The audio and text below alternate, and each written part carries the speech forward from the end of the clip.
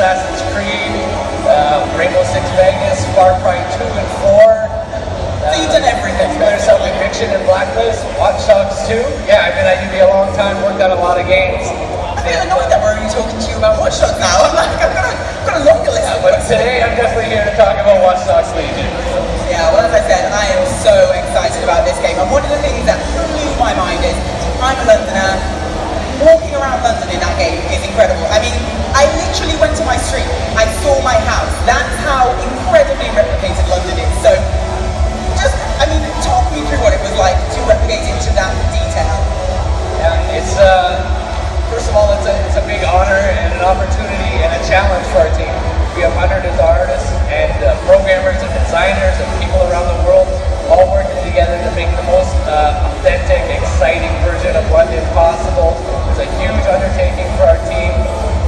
In order to get it, as right as we could, a lot of the team went there and did a lot of research before we started, looking at different places, figuring out the types of places and landmarks and things we can include in the city.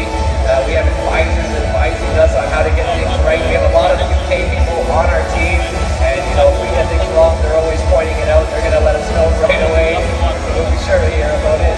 But yeah, it's an awesome opportunity, and I'm really proud of what our team's done. And I think the fans are really going to love our version of London. So why London? So obviously it's quite a different setting than we've seen before. Yeah, it's it was a group decision. We looked at a lot of cities initially, thought about things. London is a very iconic city. It's one of the places we knew people would want to go and explore. It offers us a lot of diversity in the terms of the types of location, diversity in terms of the types of people who are within there. A lot of famous landmarks. And it's also got a reputation for being a little bit on the authoritarian side. Lots of CCTV cameras and exciting things going on. We just thought it was a really natural fit for setting a game like Watch Dogs Legion. So you mentioned landmarks. What have you included that you're most excited about? We have so many, dozens and dozens of recognizable landmarks. Famous places that are in the Shard, BT Tower, Kennington Oval, Buckingham Palace, Trafalgar. I could go on and on and on and on. What's really exciting for me is taking some of those famous, recognizable landmarks and then putting twists on them, right? So you see something you recognize, you think you know what's going on, but then we offer people the opportunity to go inside a lot of these places, right? And inside of them, I can tell you, it's never what you're expecting. We take a lot of liberties with what we do with some of these famous locations. We put twists on them. We are in the future, so we're evolving the technology side as well, and we're always offering a lot of surprises up for the players. So I like the idea of taking something famous and then putting our own spin on it and subverting expectations of the player. Yeah, I have to say I went to Trafalgar Square in the game. That's very different. That's turned into a bit of a hellscape encampment there. I did not make it out alive, so thanks for that. Now, obviously, you can't go everywhere in London. It's absolutely enormous. So you kind of focus on very defined areas. So you have kind of like Camden, we've got Brixton, we've got areas that are replicated. So where can people go? Yeah, we have, it's really tough. First of all, real London, it's huge, it's enormous. We wanted to capture absolutely as much as possible for our players to experience as many of those recognizable locations. We kind of did some condensing of the city. We took some liberties. Maybe took out some of the less interesting bits and made sure we got all the places possible. We have 8 distinct boroughs.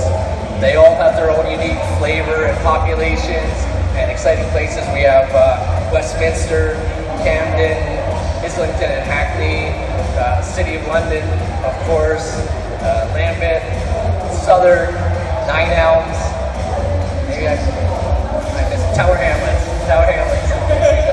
All 8 of them, they're all very different from each other. They have all the famous landmarks you would come to expect in those locations, plus a lot of fictional places our teams developed as well. So we have not just real places, but places that are entirely made up for the game. It is the future, and it is an alternate take on reality. We're not just replicating reality, we're actually injecting some of our own ideas into that world as well. So And the city is completely made up of unique population within all those areas as well. So the different people in the different areas is also what makes that real and exciting, and it fits really well with the Play As Anyone fantasy. So you mentioned that you will be able to go inside some buildings. I know this is something people have been really interested in. You know, what can you go? So I know you can go into hospitals, but then we've seen kind of shops, other buildings like that. So what can you go into in the city? Yeah, you can go in, dozens, I'd say dozens of places that have fully fleshed out interiors on them. A lot of the places are fictional versions like I was talking about earlier, so it's not just replicating interiors you would expect. The shops, we made a tactical decision to remove shop interiors for our game because we wanted to make every single clothing store in the world fully interactable. So you can go to literally every clothing shop within London. You can dozens and dozens of clothing shops scattered throughout the world. You can go each of one of them, interact with a smart glass panel and customize your character's clothing kits there. Some of the other famous places you can go into, places like the BT Tower, Kennington Oval.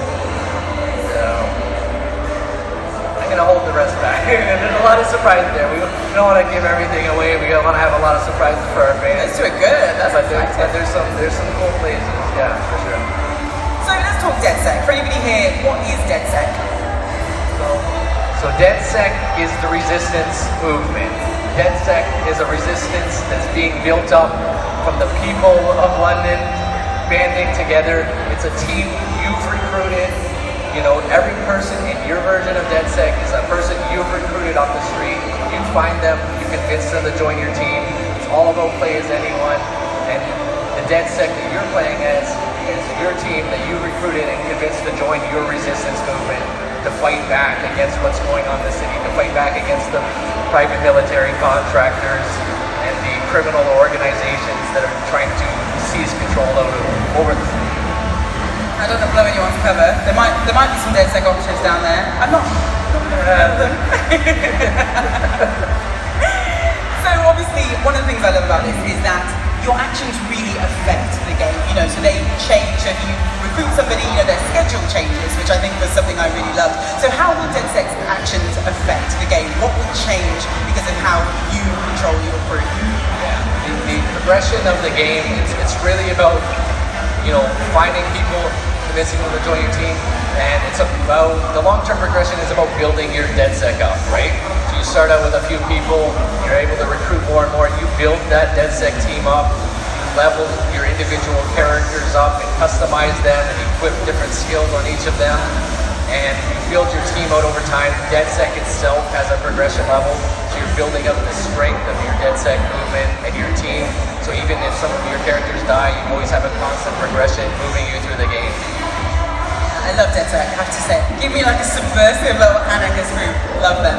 So when I was building my DedSec group, I found out the hard way that there's permadeath after I sent one of my crew into the aforementioned hellscape in Trafalgar Square, and he would not, and I was like, definitely don't surrender. And so he died, and it turns out he was just gone forever. Please explain why you did this. Yeah, permadeath is a bit of a controversial decision, inclusion in the game, but it's something I personally love. I think a lot of people actually really love the way that amplifies the stakes of the game. I think it's very important to note that permadeath is a result of a tactical choice. You have the decision to make, you have the opportunity to surrender, and your operatives will, enter a cool-down period. They'll be placed in a hospital or a prison or different circumstances depending on how they go down, but it's a tactical choice. If you choose not to surrender, then you're putting your operative at risk, and they are at risk of dying there, and they will be done, and they will be dead, and they won't be coming back. But it really raises the stakes. It makes the game very exciting. It's a risk-reward situation, losing them for a brief time or continuing on and finishing up that last bit of progress. Makes for some really exciting moments in the game, and I'm glad we have it. I personally love it. I think it's a great idea. No, it is good, and I think one of the reasons I felt so attached to my character is you can customize them. So that's what I love. So what kind of customization options do you have? Yeah, customization is something it's really important, you know, when you have a game, it's all about playing as anyone. You don't want to just pick somebody for their t-shirt, right? You know, you want to recruit those people for their actual personalities and their different attributes. And then you can equip different clothing and outfits for those people, so you can customize them to be even further within your style of play. So customizing not just the way they play by choosing their classes and assigning them different perks and leveling them up in the RPG style systems we have for the game, but also customizing their clothing completely, their hats, their shoes, their outfits, everything.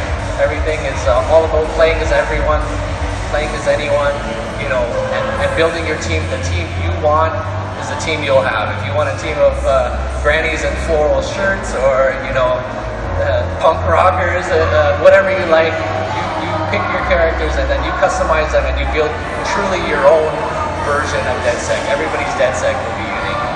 I mean, mine will definitely be grannies. You know I love them. So are different characters different? So, you know, if I'm playing as a shotgun wielding grandma, let's hypothetically say, you know, is she going to need to rest more? Is she going to be slower? We don't have there's no stamina system in the game, so it's not like there's no rest period. The rest idea comes into play when you surrender, and then they're in the hospital. So if somebody's being injured, yeah, you're gonna go to the hospital. They're gonna have to recover. It's gonna take a while. The grannies and grandpas and other people who have low mobility, they do play differently. They're a little bit slower, but they're absolutely fully capable. They can do everything everybody else can do. They're just gonna go about it a little bit slower, a little bit more, you know, different pace. But yeah, everybody in our world is fully capable. They all have hacking abilities. They're all able to shoot, no matter which class you're playing as, no matter which character you're playing as. You can absolutely finish the game just as well with anybody else. Just gonna be a little different. Yeah, I took my granny on a rampage and I can confirm she's as good as anybody else. She was awesome. So if we recruit somebody from Albion, which is, you know, if you're not aware, it's kind of the oppressive force in the game. They're the very frightening thug style guys chasing you down. So you can actually recruit them. So are they going to, you know, shed their uniform? Is it going to be very obvious that they're ex-Albion when they're in your crew? Tricky question. First of all, for people who don't know Albion, we made a choice to not go against the Metropolitan Police in our world. They've been actually displaced by private military contractors. So we have these private military contractors. They're a very sinister, authoritarian presence in our world. And they're the enemies. They're not the only enemies. We have criminal factions as well. But they're one of the enemies in the game. And you wouldn't think you could recruit them, but absolutely, when we say play as anyone, it means anyone. Even the enemies can be recruited to your team. When you do recruit people from the world, DedSec, it's kind of a full-time game. So people are, when you recruit an enemy soldier, they are dropping their job, they're quitting their job, so it's not like they're still an inside member of Albion or anything. They fully embrace the DedSec lifestyle. You can convince them and win them over, and they will become part of DedSec. So I also want to talk about kind of your crew in general, because obviously there are different classes. So when you put them together, why don't you tell us a little bit about the classes that you can choose from, and whether there's kind of an ideal composition? Right. So every person in the world, they have innate traits. We have what we call traits, just special skills that they possess based on their history. Maybe they're athletics instructors, so they have a you know, better melee skills, or maybe they were an ex-army person and they have better weapons skills, and so that's their base traits, and that's predefined. But when you recruit someone to your team, you have more options to assign a specific class to them. You have 3 different classes in the game: the assault class, which we call the enforcer, which is more of your run and gun heavy weapons specialist. Your special ability is a sticky mine that can be deployed in the world and remotely triggered. We have our hacker class. Even though everybody has hacking abilities, the hacker class has some extra special capabilities. They can hack into some drones that other people can't access. They're more of our remote technician. If you want to play very tactfully, you can even infiltrate locations from outside using different drones, and you got a little spider bot companion you can deploy as your special ability. So you deploy that little spider bot companion out. You can even be upgraded to have stuff like turrets on it, where you can do some offensive capabilities with that as well. And our third and final class is the Infiltrator class, which is our more stealth and melee specialists. They have advanced hand-to-hand combat maneuvers. They're better with silenced weapons. They have a special ability, which is called the AR Cloak, which allows them to essentially turn invisible. Every person in the world is equipped with an optic device. This is our augmented reality system that allows you to display different information within the world. And so since people have this optic device, the Infiltrator takes advantage of that. He'll actually hack into people's optic device and allow him to kind of digitally erase themselves from the world. And they can use that to erase themselves for a brief period of time. They can actually take bodies that have been knocked out or killed and shroud them with a digital cloak, allowing for more advanced stealth opportunities. I think it's fair to say that this Watch Dogs title sounds like kind of most involved yet. There's just so much to it. So aside from, the system where you can literally play as anyone in the game, which I'm sure was a dollop, what was the most challenging aspect of bringing back the Watch Dogs franchise? Yeah, I mean, with a project as big and ambitious as this, there was a lot of challenges, right? Obviously, I'm biased on the art side, on the world art side. For me, recreating London is a tremendous undertaking, a tremendous challenge. Getting that right, building it with the type of density and authenticity that people would expect from such a famous and recognizable and iconic city. It really took a lot of effort. We have a lot of people from the UK on our team. The second we get stuff wrong, they're instantly going to jump on top of us. They're going to call that out. They're going to let us know. We have special advisors, who are reviewing our content, and they're informing us on how to get things right as well. So just getting it right, getting it accurate, and something else within that city that maybe people don't really know about is the locations are recastable. So to make a complex system like Play As Anyone work, we have to have the opportunity to return to different places and do different things. So you might see the E3 demo where you're sent to Scotland Yard to perform an objective.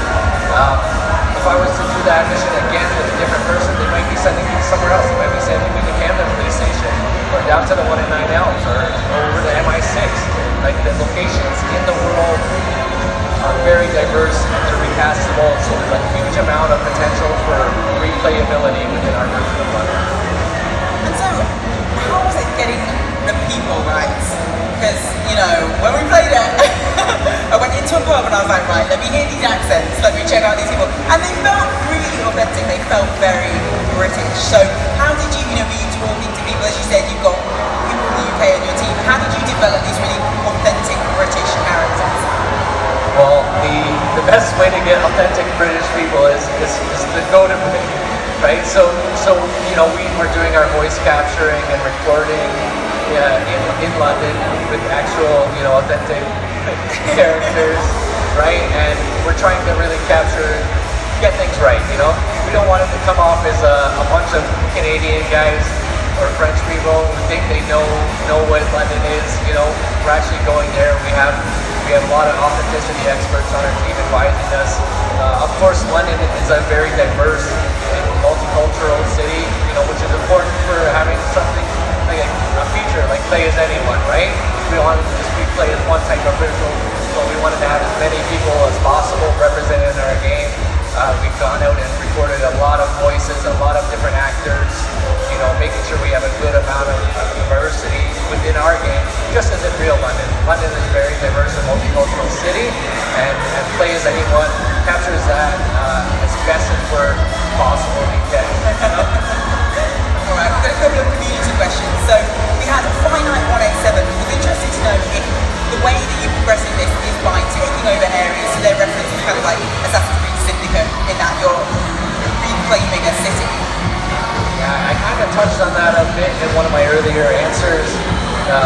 The long-term progression in the game isn't so much about capturing the city, it's about building a resistance.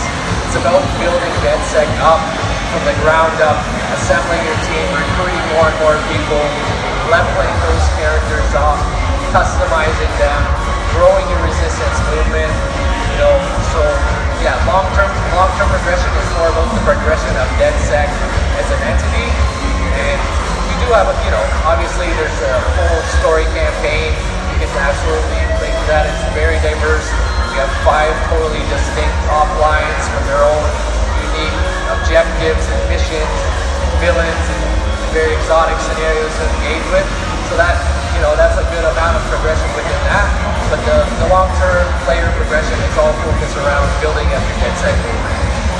Fantastic, and our next question is from Pavivo, and they're interested in hacking. They want to know, is it going to be similar to previous Watch Dogs titles? Hacking is, you know, it's kind of one of the essential pillars of the franchise and the brand, and Watch Dogs Legion is the evolution of the foundations of the things we built on in the past, right? The idea from the first game of profiling people, seeing that information, now you're starting to hack into those people's lives. A bit of social engineering, social manipulation. You're reaching out to these people. They're asking you for favors. You're manipulating their circumstances within the world. It's kind of the broader evolution of what hacking means, more than just, you know, playing with computer bits. It's actually manipulating people and systemic systems within the world. And of course, you know, all the cool hacking features. I can hack cars and drive around. We got really cool drones. We got all kinds of drones within our game. Military drones with rockets on them, and police drones with, you know, light machine gun weaponry, and spider bots, and you know, hacking into CCTV camera networks, all kinds of things you can manipulate within the world. But the bigger, more exciting aspect of hacking, I think, is when you start engaging the social engineering side of messing with people's lives and manipulating them in those ways. You made it sound so good. I'm so excited. I can barely wait for this game. Thank you so much for joining us here today. I hope you guys are as excited as I am. This game, oh, it is so good, and you made it sound even better. So I absolutely can't wait. Let's have a huge round of applause for Josh Cook. Thank you, everybody. Thank you guys for coming out and listening to me talk. Hope to see you guys on the live when the game comes out, March 6th.